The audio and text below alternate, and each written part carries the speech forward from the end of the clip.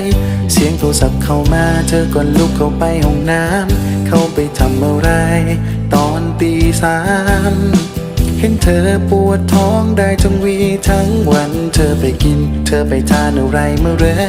พอฉันโทรไปหาเธอก็บอกว่าทำงานแต่ที่ฉันได้เห็นคือเฟซเธอออนอยู่ทั้งวัน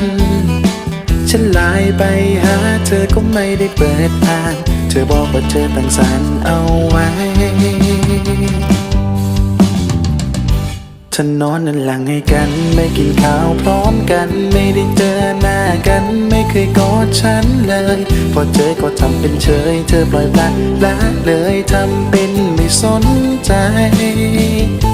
ตี 3ตี 4ตี 5เธอไม่หลับไม่นอนแต่เฟซเธอยังอ่อนตอนฉันเผลอหลับ